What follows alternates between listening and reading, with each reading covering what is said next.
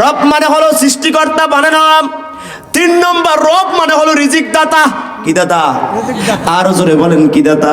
রবের অনেকগুলো ব্যাখ্যা, আমি জাস্ট কয়েকটা করে আপনাদের মোনাজাতের দিকে যাব, কষ্ট নিবেন না বাজান, যেহেতু সূরা ফাতিহা অনেক লম্বা আলোচনা, একটু হক আদায় না করলে আবার আগামীকালকে সমালোচনার পাত্র হয়ে যাব। বাজানের আমার রব মানে হলো রিজিক দাতা। এই পৃথিবীতে যত বিচরণশীল প্রাণী আছে এগুলোর রিজিকের ফয়সালা করেন একজন, তিনি কে? আরো জোরে বলেন কে? এই মায়ের গর্ভে ফি করারিম মাকিন, 7টা ব্লাডারের ভিতরে 7টা চামড়ার পাতলা পাতলা আবরণ নয়, পুষ্ট পুষ্ট আবরণের ভিতরে একটা বলের ভিতরে আমার আল্লাহ আরহিমের ভিতরে আমাদেরকে আপনাকে রেখেছিলেন। ওই সময় রিজিক পৌঁছেছিলেন কে? আল্লাহ। জীবনারে বলেন না, বলেন না, বলেন না। যখন আমি দুনিয়া আসবো, মেহমান বাড়ি আসার আগে, আজকে আমি এখানে আসার আগে আমার সভাপতি বলছে খাবার রেডি আছে, খাবার খেয়ে যাবেন। আসার আগে খাবার রেডি, মেহমান বাড়িতে আসবে। আল্লাহ কো গোলাম, তুমি আমার মেহমান, তুমি আমার আদরের বান্দা, তুমি আমার আদরের বড় আদর কইরা বিয়া দিয়া আমার হাত দ্বারা তোমারে মোহাব্বত দ্বারা ভালোবাসা বানাইছি। এই রবরে চিনো না ও গোলাম, তুমি দুনিয়া থেকে দুনিয়া আসবা মায়ের পেট থেকে, আসার আগে আমি আল্লাহ তোমার মায়ের বুকে খাবারের ব্যবস্থা করে দিলাম। বান্দা দুনিয়া আসার পরে দুনিয়ার ফল ফলাদি খেতে পারবা না, দুনিয়ার কোনো তরল খাবার তোমার জন্য খাওয়া সম্ভব নয়, এত নেয়ামত থাকার পরও খেতে পারবা না। আমি রব তোমাকে এত সুন্দর ব্যবস্থা করেছি, দুনিয়ার মানুষ ফ্লাক্স বানালে 12 ঘন্টা 24 ঘন্টা 72 ঘন্টার বেশি চা পানি দুধ গরম থাকে না, কিন্তু আমি আল্লাহ এমন ফ্লাক্স বানিয়েছি, মায়ের রেহেমের ভিতরে থেকে সন্তান যখন দুনিয়া আসবে, আসার শুরু থেকে শুরু করে আমি আল্লাহ 2.5 বছর পর্যন্ত, 2 থেকে 2.5 বছর সন্তান প্রচন্ড পৌষার মাঘ মাসের ক্ষিপ্ত ঠান্ডার ভিতরে মা কাঁপছে, হাত বরফের মতো হয়ে গেছে। ওই সময় সন্তান দুধ পেয়েছে গরম, প্রচন্ড চৈত্র মাসে সন্তান দুধ পেয়েছে গরম।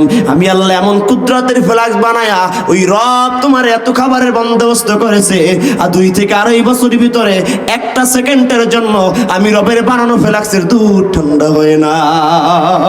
এগুলো কে দিয়েছে? তিনি আমার রব। চিল্লায় বলেন কে? তিনি হচ্ছে রব। এই রবকে নামাজে দাঁড়ায় বলো আলহামদুলিল্লাহি রাব্বিল আলামিন। এই রবের কথা বলো। রব মানে হলো রিজিক দাতা। রব মানে কি দাতা? এবাজান আমার কত আলোচনা মাথার ভিতরে গিজগিজ করে বলতে পারছি না। পয়গম্বর মুসা নবী যখন হাজির আসছেন, আজরাইল কামার আল্লাহ পাঠায় বলে আজরাইল, ও আজরাইল যাও না মুসা নবীর জানটা কবজ করে নিয়ে আসো। মুসা নবীর কাছে হাজির হলেন যখন, আজরাইল এসে মুসা বললেন আমি মুসা আপনার জান নিতে আসছি, রূহ নিতে আসছি। মুসা নবী রাগ হয়ে আজরাইলের গালে থাপ্পড় ছুঁড়ে মারলো। তখন আস্তে আর মারে নাই, 1 থাপ্পড়ে চোখ একটা খুইলা হাতে বইরে গেছে।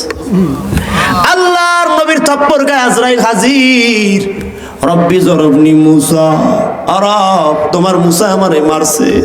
কেন মারছে? বলে আমি রূহ নিতে গেছি মারছে। আমার মুসা এমনি মারে নাই, কোন কায়দায় কইছো বল। আজরাইল বলে আল্লাহ বলছিলাম জান নিতে আইছি, কয় এমনিতে কইল না।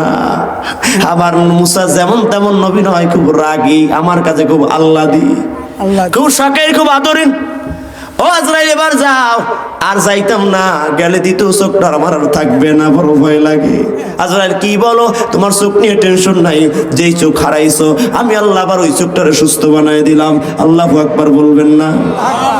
রব শোনাচ্ছি, রব আল্লাহর নবী মুসার রূহ কবজ করতে আজরাইল যখন অক্ষম হয়ে গেলেন, আজরাইল কও মালিক আপনি এবার জিবরাইলে পাঠান, তার সাথে অন্যান্য নবীদের একটা ভাব আছে, প্রেম আছে, ভালোবাসা আছে, দেখাশোনা আছে। আল্লাহ পাঠান। জিবরাইল চলে গেলেন। ও নবী মুসা আপনার জান কবজ করতে আজরাইল আসছে, তারে মারছেন কেন? মুসা আস্তাগফিরুল্লাহ, আমি এটা করতে পারি? আজরাইল আর মারু? একটু আগে রাজার সোয়ার মাইরা চোখ ফালাইছেন, ওই তো আজরাইল। আল্লাহ এই আজরাইল কথা, সে তো আইসা মারে জান নিমু, এই ফেরাউনের ঠেলায় বাঁচতে পারি না। যুগে যুগে নারী ফেরাউন, মহিলা ফেরাউন, পুরুষ ফেরাউন, কথা কয় না? আছে না নাই? আছে না নাই? এই ফেরাউনের জ্বালায় আমি টেকতে পারি না, টেকতে পারি না। এজন্য লোহিত সাগর পার হয়ে, নীলনদ পার হয়ে আমি চলে আসছি ওই বাবার দেশ থেকে। আমি চলে আসছি শোয়েব নবীর এলাকায়। এ জায়গা আমার আল্লাহ শ্বশুর বাড়ি বানাইছে, এই জায়গায় শান্তি নাই। মুসা জ্বালায় আর জ্বালায় ফেরাউন। এই ফেরাউন ফেরাউনের জ্বালায় ঘুম নাই, খাওয়া নাই, নাওয়া নাই, দৌড়ার দৌড়, ঘুমাইতে দেয় নাই, থাকতে দেয় নাই। আবার এই যদি কয় জান নিমু, ওরে রাস্তা ছাড়া যায় না। ভাবছিলাম ফেরাউনের দলের মানুষ, শর্ত লাগায় লাইছে, কয় নবী মুসা